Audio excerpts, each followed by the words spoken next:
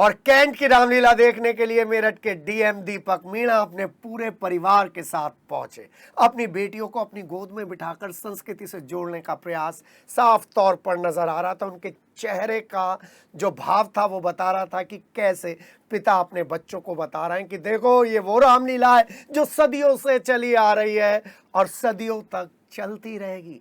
रामलीला के राम रावण युद्ध को अपने बच्चों को समझाते हुए वो नजर आ रहे थे और सबकी नजरें टिकी हुई थी ऊपर आकाश युद्ध में। आकाश युद्ध जैसे ही शुरू हुआ उन्होंने राम रावण युद्ध के बारे में बताना शुरू किया।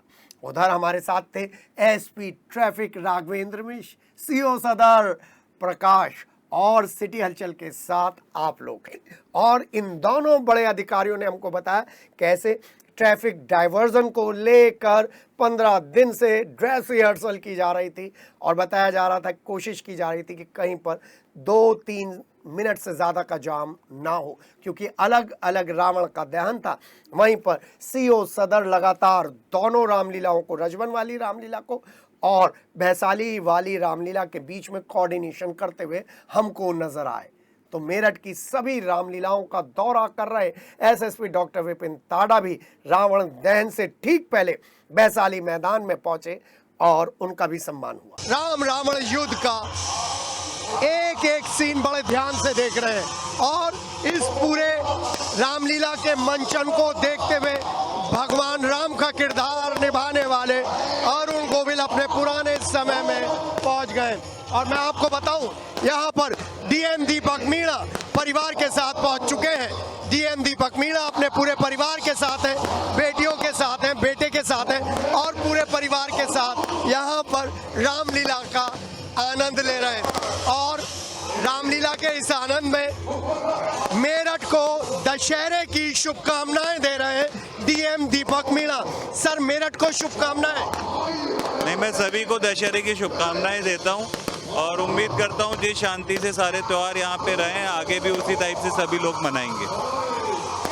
पूरे परिवार के साथ सभी लोग यहाँ पर आए हुए हैं और ये रामलीला बहुत अलग है।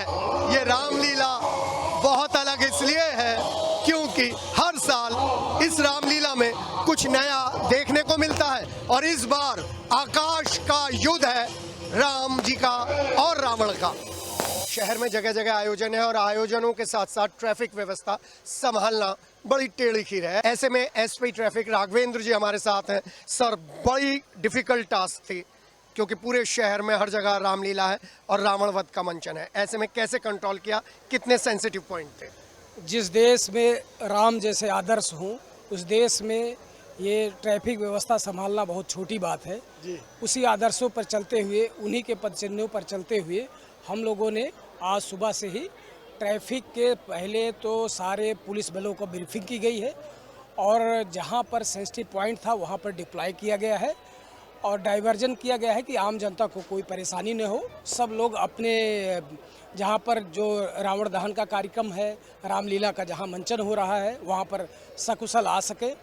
सारे जगह पर हमारे पुलिस बल तैनात है और बहुत अच्छे तरीके से यातायात संचालित हो रहा है। सर, पार्किंग को लेकर विशेष व्यवस्था की गई है। इस बार मैंने 3-4 पॉइंट देखे हैं, कहीं पर भी किसी तरीके का कोई जैम नज़र नहीं आ रहा है। जैसा कि मैं आपको पहले बताया कि इसके पहले लगातार 15 दिनों से हमारी पुलिस टीम, ट्रैफिक पुलिस, थाना, सब लोग भ्रमण करके और जो पार्किंग व्यवस्था है उसके लिए हम लोग लगातार प्रयास कर रहे हैं। उस लगातार प्रयास का सफलता ये रही कि हम लोगों ने पार्किंग व्यवस्था देख ली। 2 व्हीलर की पार्किंग अलग, 4 व्हीलर की पार्किंग अलग और दूर से ही उनको व्यवस्थित कराया गया है और उसका सफलता ये है कि कहीं कोई जाम की स्थिति नहीं है।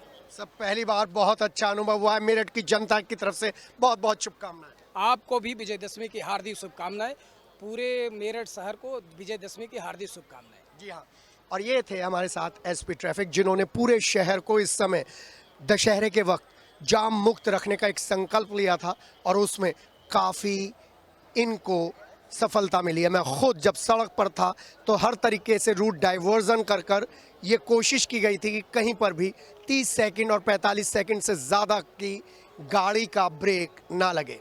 जी हाँ, स्पेशल शो के लिए हो जाइए तैयार क्योंकि ये संडे स्पेशल में रामलीला कमेटी मेरठ कैंट एक अलग इतिहास दर्ज करने जा रही है।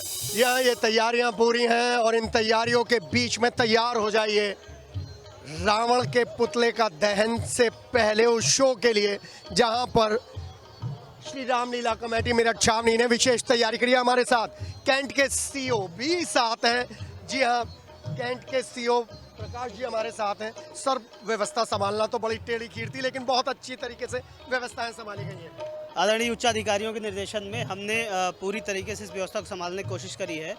हमको इसके लिए 4 इंस्पेक्टर एक्स्ट्रा मिले हैं। आरएएफ की टीम हमने बुलाई है। फायर ब्रिगेड की गाड़ियां हैं। सीएफओ भी यहीं पे मौजूद हैं। डीएम सर भी आ गए हैं। माननीय सांसद अरुण गोविल जी भी हैं। हम लोग पूरी तरीके से तैयार हैं। चाक चौबंद व्यवस्था है। ड्रोन शो शुरू होने वाला भी है। हम लोग इसको अच्छे से कराएंगे। सर, आपके क्षेत्र में 2 जगह पर रावण दहन है। जी, यहाँ भी रजबन में भी हमने आधी फोर्स वहाँ भी दी है ताकि कोई दिक्कत ना आने पाए। हम अच्छे से कराएंगे इसको।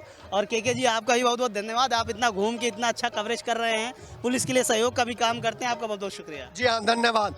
और ये काम आपने देखा किसी के एक के बस की नहीं है, टीम वर्क है। और जब टीम वर्क में हमारे सामने 3 बड़े जनप्रतिनिधि आपको बैठे हुए नजर आ रहे हैं, तो पता चलता है कि टीम वर्क वाकई बीजेपी की रूट में से आता रहता है। लेकिन जब वो टीम वर्क धरातल पर उतरता है तो इतनी बेहतरीन व्यवस्था होती है। और आप देख रहे हैं, मैं संजय से कहूंगा जरा घुमाएं, कहीं पे कोई अनुशासनहीनता नहीं है। सब लोग चुपचाप उस पल का इंतजार कर रहे हैं जब आकाश युद्ध होगा भगवान राम का और महाबली रावण का।